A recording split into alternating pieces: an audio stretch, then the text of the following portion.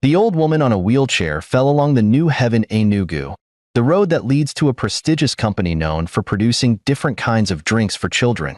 She was grumbling in pain and agony. "Someone help me. I need help. Help me," the woman cried out.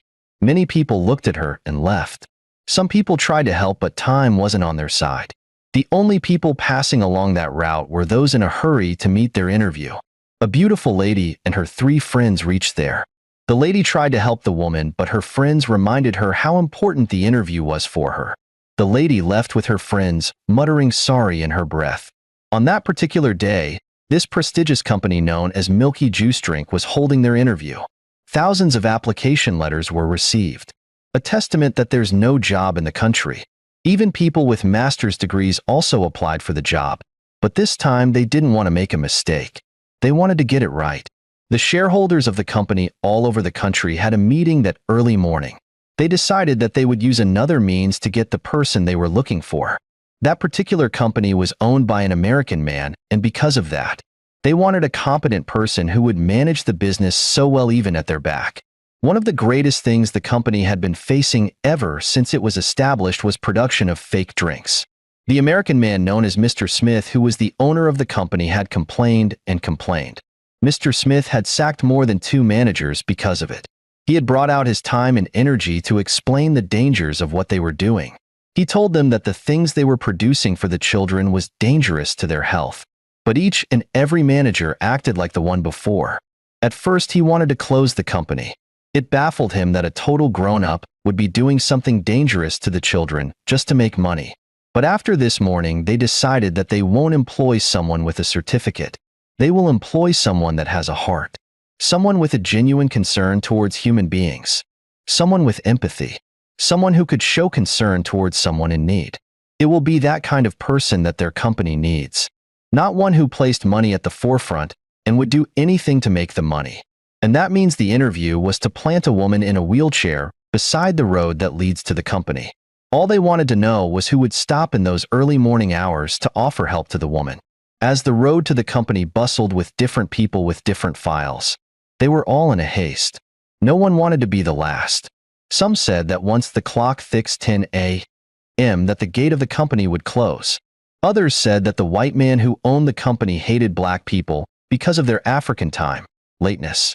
It was said that if you want an African man to do something by 8 a.m. that you should tell them 7 a.m. so that before 8 a.m. the thing would be done. But if you made a mistake and say 8 a.m., be rest assured that the thing would be done by 9 a.m.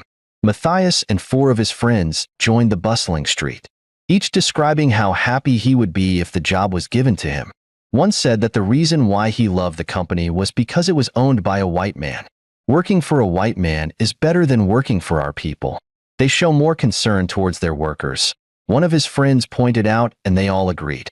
One told them that they were all going to the interview to fulfill all righteousness, that the job had been given to someone else.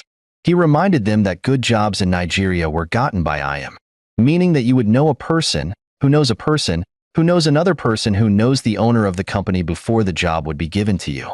They all laughed at the silly joke, even though they knew that what he was saying was partially true. Only the rich got jobs at ease in Nigeria. Every other thing was like a bet. You play it very well, you win.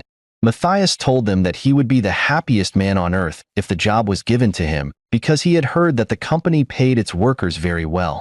He told them about his 2 siblings that were about to drop out of the school if he didn't do anything to save their education. Then about his mother who had been hawking fruits in the new market Enugu. Although his friends knew about how Matthias and his family had been struggling, yet they felt a genuine concern towards him. Matthias' father was an old man who pushed wheelbarrows at the old pack Enugu just to make ends meet. They know how Matthias did many jobs just to see himself through school. But even at that, they also wanted the job. They all need money. As they moved closer to the company building, a fierce cry broke the still air. Matthias was the first to hear the sound. He asked others if they had heard the sound, but they shook their heads. But as they tried to move again, the woman whimpered again. This time they didn't just hear the sound, they saw the woman. It was an old woman who had fallen beside a wheelchair. Matthias and his friends stared at her for a second. Poor woman. It seems like she is a beggar. One of Matthias' friends remarked. Yes, I think so, another said. But we don't have all the time to help her, yet another said. We can help her. Instead of standing here to talk, let's help her.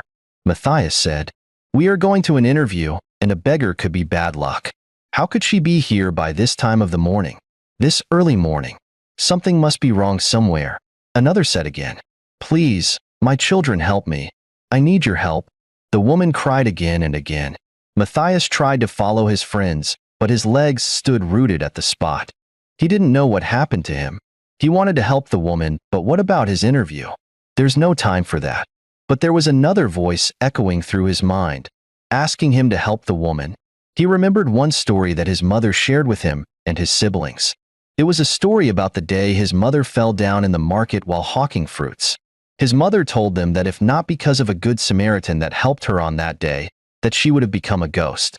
At the end of the story, his mother told them that they should never see anyone in need and left without offering their little help. Matthias' friends turned and saw Matthias staring at the woman. One of them yelled his name and reminded him how important the job was for him. They persuaded him to walk fast, but Matthias refused. Do not touch the woman if you need this job. This is how they cause bad luck to people. A tall man in a red long-sleeve shirt and black trousers said to him, Matthias, don't say that we didn't warn you. Matthias' friends said and left. Matthias moved closer to the woman and asked, I am here to help you, Ma. It is okay. The woman nodded her head. Matthias kept his file on the ground and helped the woman into her wheelchair. He didn't see anything or what happened to the woman, but the woman whimpered as he carried her up to the wheelchair. Can you push the wheelchair? Matthias asked with genuine concern. I can't, but you can go before you go late, the woman said to him. No, Ma. Let me take you to that shop where you could wait for your children to come and carry you. Matthias said and began to push the wheelchair. As they were going, the woman asked Matthias his name. He asked him about his family, his parents, and his siblings. Matthias told him everything, but something struck Matthias as the woman talked. Her voice sounded so normal. It wasn't like someone who was in so much pain a few minutes ago, or someone that had said that she couldn't push her wheelchair. He wanted to ask her if she was truly in pain, but decided to let it go. When they reached the shop, the woman thanked Matthias profusely and wished him well on his interview. Matthias nodded his head and began to run away to the company. As he ran, he pondered on what had happened. His mind told him that the woman was not in pain, that what the man on the red shirt said was true after all. The company's gate was open. Many people sat at the auditorium waiting for their turn to enter the interview office. Matthias entered slowly and walked up to the receptionist. The receptionist, a very beautiful tall girl, scanned him from head to toe and asked, What is your name? Matthias Otto, Ma. Matthias, we are done for the day. We collected the number of names we needed. The lady said absent-mindedly. Ma, please let me explain, Matthias pleaded. But the lady wasn't interested in his explanation. Matthias stood still, struggling to subdue the hot tears threatening his eyes. He swept his gaze around and saw three of his friends chatting. They didn't care to look at him, or perhaps they pretended like they didn't see him. Matthias heaved a sigh and walked out of the auditorium like a walking corpse. He didn't know if he should go or wait for his friends to come out. Finally, he decided to wait for them. He sat on a plastic rubber chair outside the building, watching as all the applicants left the place with happiness. He heard some people discussing the interview, that the thing they were asked wasn't hard. Matthias regretted his actions very much, but he handed it over to God. Perhaps the woman was a bad luck, he reasoned. When his friends came out and saw him looking dejected, they all burst out laughing. One even mimicked the way Matthias was looking at the woman. They told Matthias that the woman was a bad luck, that she was the reason he didn't get the job. Matthias stared at them without saying much. He listened to all they said. Perhaps they were right, he told himself. Matthias was inside their room in a modest house when his mother came back from hawking. From the look on his face and the way he greeted his mother noticed immediately that something was wrong. She kept her tray by the side and asked Matthias what the problem was all about. Matthias wanted to lie to his mother, but then he remembered that what his mother hates most was anyone lying to her. Without knowing how to say it, Matthias looked at his mother in the face and tears began to trickle down his face. His mother's eyes widened. He hadn't seen her son shed tears for over how many years. What's it that was making a full-grown man to shed tears? The woman moved closer to Matthias and patted his shoulder. She assured him that everything in life had a solution except death. His mother's words had a way it calmed him down, and he began to talk. He told his mother that while on their way to the interview that they met an old woman whimpering from the ground beside a wheelchair. The woman had fallen off from her wheelchair. But then no one wanted to help her. Everyone was running fast to meet the interview time. And when he saw the woman and wanted to go away like others, he remembered the story she shared with them about helping people. After remembering the story, he went over to the woman to help her. "Is that why you are moody?" his mother asked. "No, Mama. I missed the interview. If you miss this one, another one will come."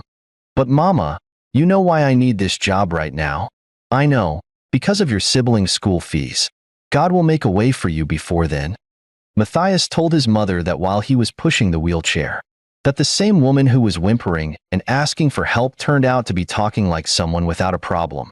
Matthias told his mother how the woman asked him his name and about his family, that his mind told him that nothing was wrong with the woman. But what he didn't know was why the woman was at that place crying for help. "She is a witch." "A bad luck," his father said. Matthias and his mother didn't know that his father was at the door listening to their conversation. "My husband, you are welcome. What are you saying?" "The woman is a witch. That's why those that need help don't get help in this country. How can you know a genuine person to help again?" "My husband, what are you saying?" "I know what I am saying. This country is so bad that you need to be careful before you help anyone. Some of those you called beggars are evil, while some have no problem with them. They just decided to come out to beg. Have you forgotten what that beggar did to the woman that day?" Matthias' father asked his wife. When the woman said that she didn't remember, the man told him the story. It was a story about a beggar who was around New Market Enugu. One day, a very beautiful woman gave him money and became insane. The woman was with her husband, and her husband noticed what happened immediately. So the husband screamed, and many people gathered at the scene. They told the beggar to undo whatever he did to the woman, but the beggar refused. When he saw that people were about to deal with him, he decided to undo it.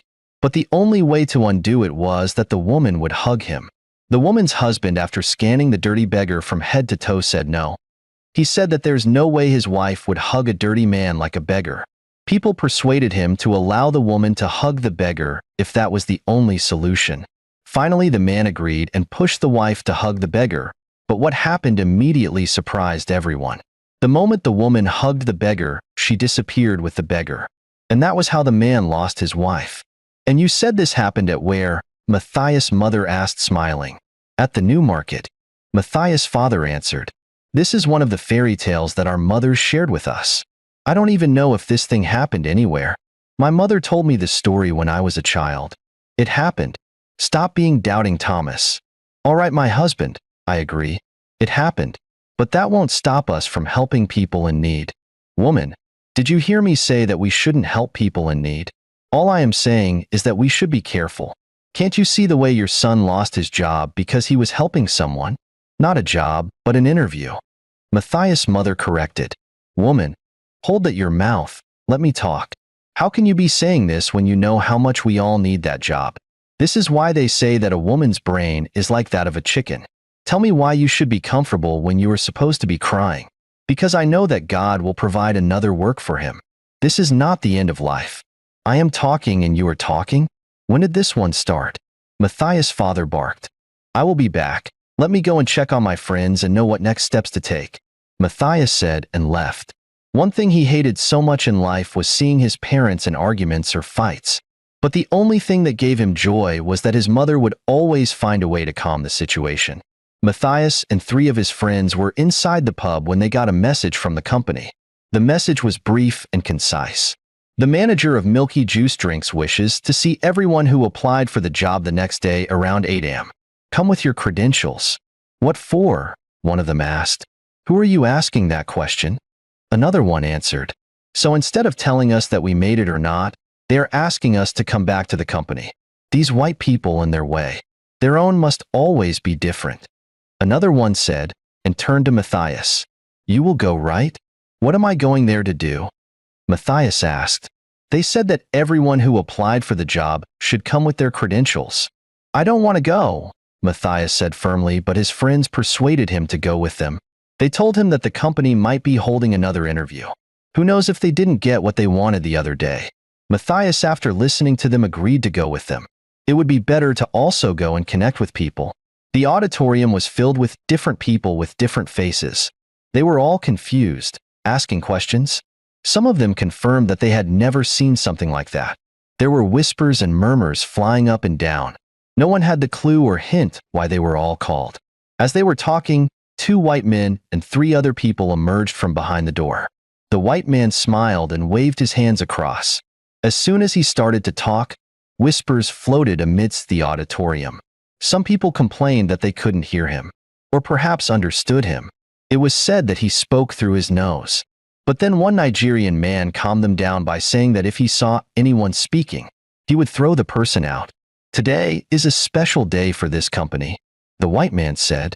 We have been looking for a competent manager in this branch.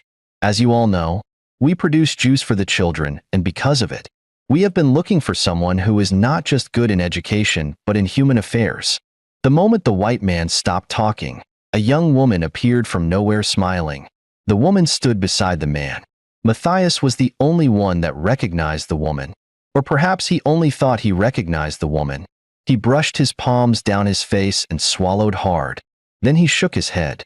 It couldn't have been the woman. He must be mistaken. As his eyes widened in shock, he looked at his friends, but they were all busy grinning from ear to ear. He nudged one of his friends with his upper shoulder, and his friend turned. "Do you recognize the woman standing there?" he asked. "No, not all," his friend said with a smile. "Does she not look like that woman on the wheelchair?" Matthias asked again. "Which woman on the wheelchair?" "You mean the beggar?" his friend asked curiously. "Yes," Matthias nodded.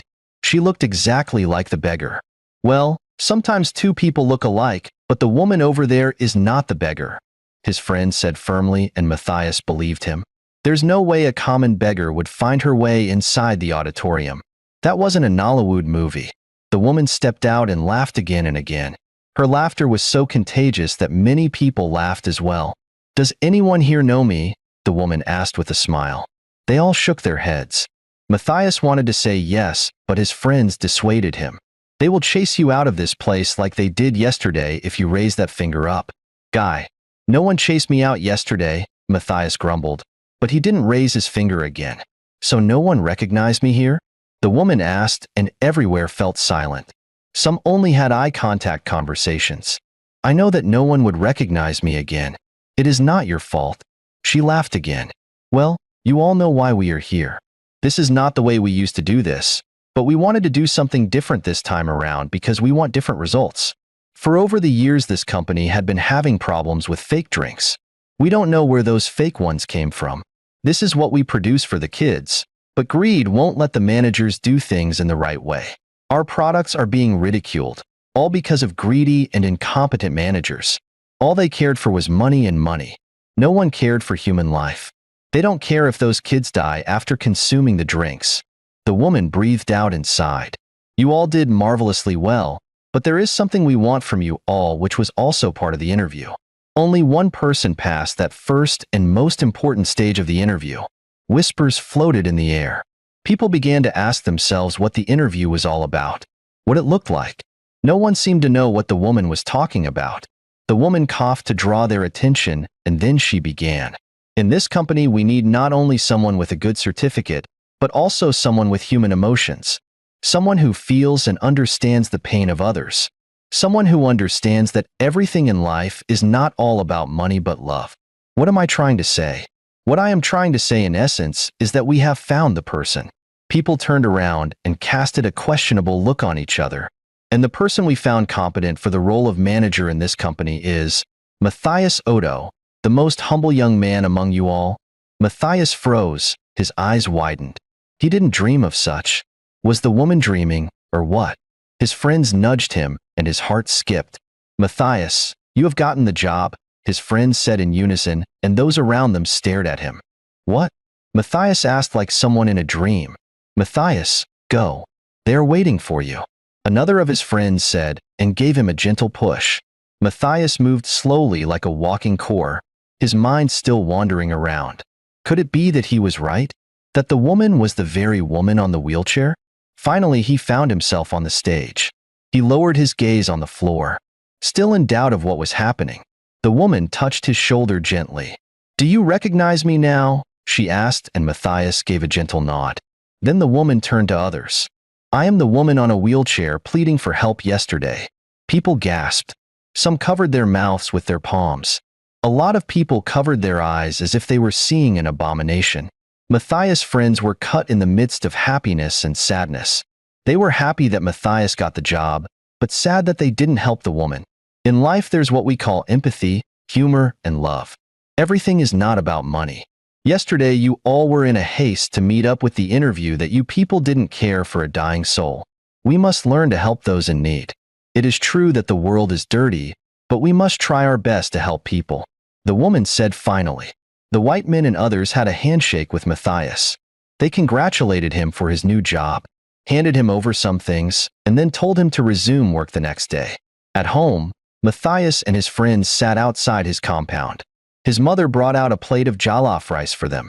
She was celebrating her son.